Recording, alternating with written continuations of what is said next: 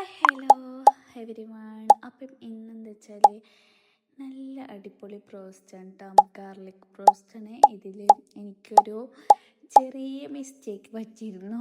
അതെന്താ വെച്ചാൽ ചെറിയ 2 മിസ്റ്റേക്കാണ് എനിക്ക് പറ്റിയത്. അപ്പം ഇൻഷാ അല്ലാ അതെന്താ ഉണ്ടാക്കണേ നമുക്ക് നോക്കാം.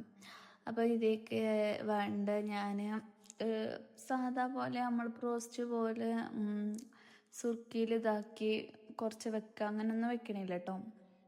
അതിലേക്ക് നേരെ മൈദപ്പൊടിയും കോൺഫ്ലവർ പൊടിയും പിന്നെ കുറച്ച് കുരുമുളക് പൊടിയും മുളക് പൊടിൻ്റെ പകരം ഞാൻ ചിക്കൻ മസാല ഇട്ടാട്ട് മുളക് പൊടി ഇടാം. പിന്നെ അങ്ങനെ ഇത്തിരി ഗരം മസാല ഇട്ടാം. അതൊക്കെ ആക്കി എന്താ പറയുക, കുറച്ച് വെള്ളപ്പൊടി ഒഴിച്ച് അതിലേക്ക് ഇത്തിരി വിനാഗിരി ഒഴിച്ച് മിക്സ് ചെയ്തിട്ടാം. എന്നിട്ട് നല്ല കേക്ക് വെച്ച് ചിക്കന് ചെറിയ ചെറിയ പീസാക്കിയതാണ് ഞാൻ അധികം. പിന്നെ ഒരു സംഗതി വന്നു മുട്ടയിട്ടിട്ടാം.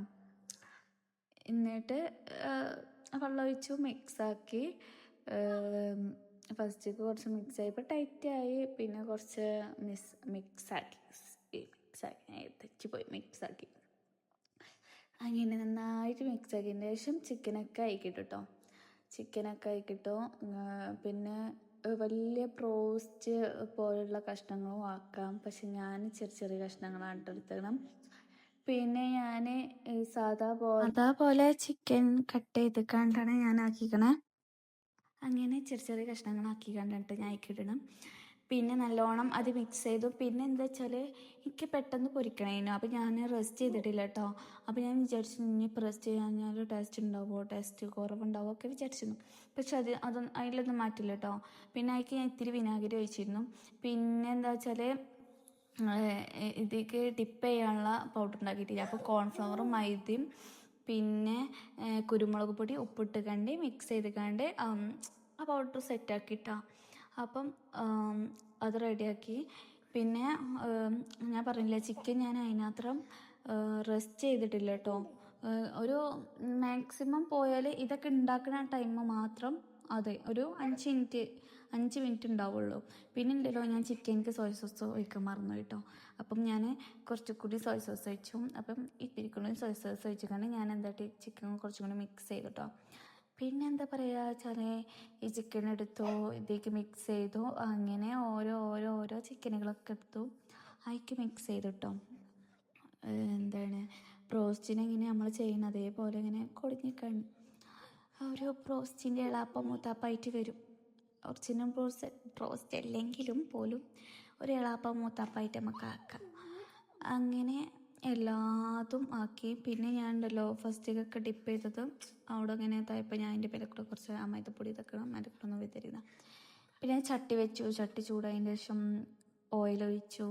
എന്നിട്ട് ഓരോ കഷ്ണങ്ങളും അതിലേക്ക് എന്ത് ചെയ്തു വെച്ചു. എന്നിട്ട് ഒരു ലൈറ്റ് ബ്രൗൺ കളറാകുമ്പം അത് മറിച്ചിടും കേട്ടോ. ലൈറ്റ് ബ്രൗൺ കളറായപ്പം അതൊക്കെ മറിച്ചിട്ടു. എന്നിട്ട് ഞാൻ എല്ലതും ഒരു പാത്രത്തിൽ ഇട്ടു. ഈ കളറാണ് കേട്ടോ ബ്രൗണ്, ഒരു ബ്രോസ്റ്റിൻ്റെയൊക്കെ കളറാകുമ്പോൾ.